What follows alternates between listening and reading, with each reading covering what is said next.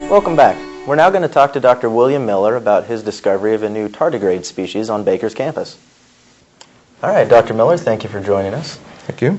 I wanted to talk to you about the recent discovery that you and a student have worked together on of discovering a new species of tardigrade. First of all, I kind of want you to explain what the heck a tardigrade is to those that may not be too familiar with them. Okay. A tardigrade is a micrometazoan of the ichthyosis branch in that it sheds its skin periodically to grow, like an insect does. Okay? It's about 0.5 millimeter long, and it's aquatic, so it lives in water. That doesn't mean it has to live in a lake. It lives in the droplets of water that accumulate inside a moss plant or around a lichen or in leaf litter or even in the soil. Okay? There are aquatic and marine ones that live in salt water and fresh water, but most of the ones we know are terrestrial. They live in these semi-aquatic environments. The gutters on your house that accumulate leaves are a good place to find them. Oh, okay. Yeah, and we have lots of different species here on campus. Okay, and so you can find them by scraping off samples of the moss or the lichen. So that's right. It's a project for the kids at home to work on. You can. Yes, it is. Okay. It's a project for students here in class to work on too. All right. And tell me about the new species that you discovered on campus. Well, it's a heterotardigrade, which means it has plates on its back. Mm-hmm. It's orange or yellowish orange in color, which blends in with Baker really nicely. Got some Baker University pride. And obviously I can't use the scientific name until it's published, but we're going to name it after Baker University, where we've discovered it officially. It's a very plain animal. It's not exotic or spiny or thorny. In fact, the two things that make it unique is that on the fourth pair of legs, such as if it looks like this here, on the fourth pair of legs, the collars here on the back on most species have spikes or hooks or teeth. In fact, it's called a dentated or toothed collar. This animal, it's smooth. There are no teeth on it. And then on the claws of all the legs, normally there is a hook on the inside of the claw, and on our new one, there is no hook. So it has two major characteristics that make it different from 80 some odd other members of this same genus. Okay. And for those reasons, in science, that's enough reason to call it a different species. We've collected several hundred from the campus, and we've had them DNA analyzed, and they're all the same. So we have a population under a species under the population definition of a large group of animals that are reproducing their own kind right here. So it's a new species. It's unlike anything else. And has this been one of the first new species of tardigrades you've discovered? Or? This is number 6 or 7, something like that, and I've got 3 or 4 more on my desk waiting to get done. Okay. But yeah. And you've been working with tardigrades for a while now, is that correct? About 40 years. Okay. About 40 years. And what attracted you to them in the first place? Why did you find these little guys so interesting? I needed something to do my master's on. Okay. I was going to be an ichthyologist, the studier of fish. And the times in the late 60s didn't allow that. I had other commitments on the other side of the world.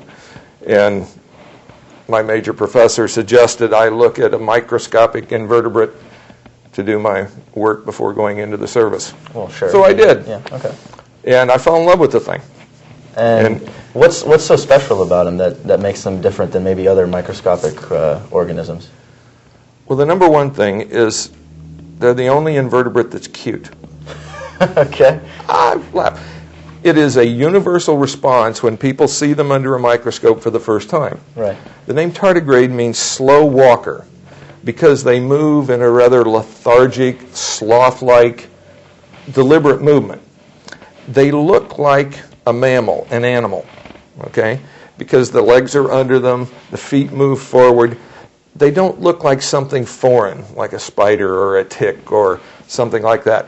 So people think they're cute, and it's just attractive. Mm-hmm. Now, from a biological standpoint, they shed their skin. They have a regular digestive system. They have complex mouth parts, and they do some neat things when they eat. But they don't have a circulatory, nor do they have a respiratory system.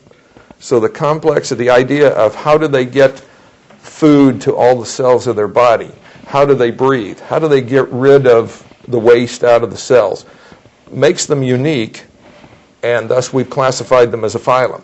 They're on the same level with chordata, to which all vertebrates, including us, belong. They're on the same level with arthropods, all the insects, spiders, and mites.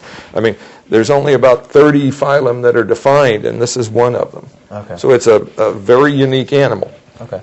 So with no circulatory system, no respiratory system, basically a whole bunch of stuff on the inside that all interacts, kind of like how you would imagine it when you're 6. You know, everything just kind of That's exactly right. meshed together. How do they survive? Have we been able to figure that out? Yes and no. We know a bit about them. First off, the animal is economically unimportant.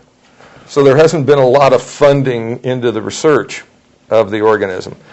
It doesn't cause disease, it doesn't cure disease, it doesn't hurt our crops, it doesn't help our crops, that sort of thing. And while we don't know what role it may have played in evolutionary history, or what role it might play at some point in the future, okay, right now, it's not economically important. Okay. But that doesn't mean it's not interesting. It has this cryptobiotic ability, the ability to dry up and to survive extreme conditions, the ability to be distributed on the winds around the world. Some places we find them and other places we don't. We don't know why. Right. And you can find them in all sorts of environments because they're extremely hardy as well. Yes. Okay. But there are times you pick up, sometimes half of our samples will have no animals in it. And we don't know why.